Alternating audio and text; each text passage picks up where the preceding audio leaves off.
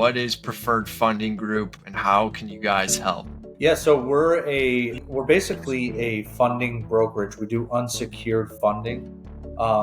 Everything that comes to us is business owners that are looking for funding to either start up, grow, expand, payroll, whatever they're using the funding for. We don't have any restrictions on that, but they're using it for their business. So these are individuals that don't have collateral to put up.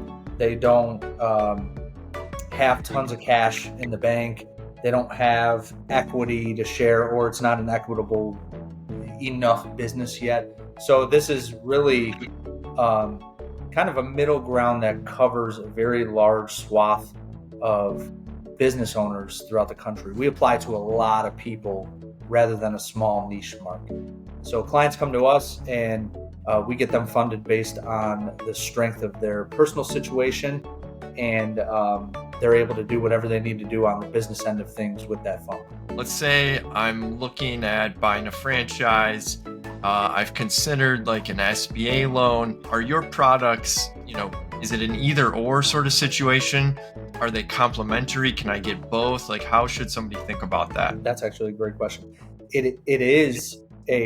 It's very much a both scenario, depending on the situation. I should say it's situational, but it can be both. It can be either or. So I'll expound on that. For SBA specifically, SBA is a great program.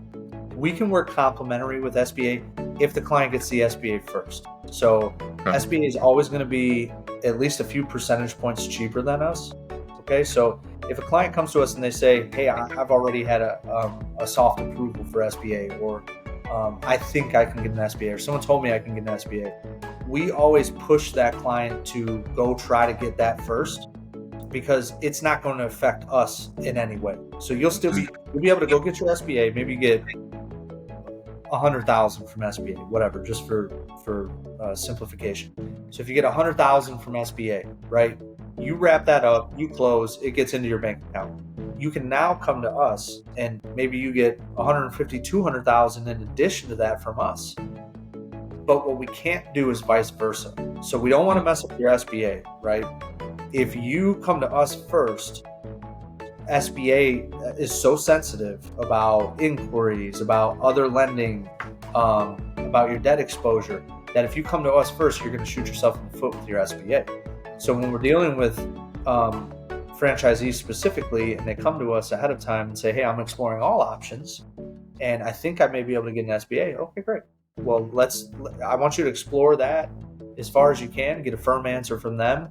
And if it's a firm no from them, great, come to us and we're your next cheapest option. So it's a natural next step for you. Yeah.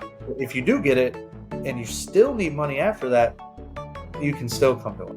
If you enjoyed the discussion, please see the full episode on our YouTube channel or Spotify podcast links below.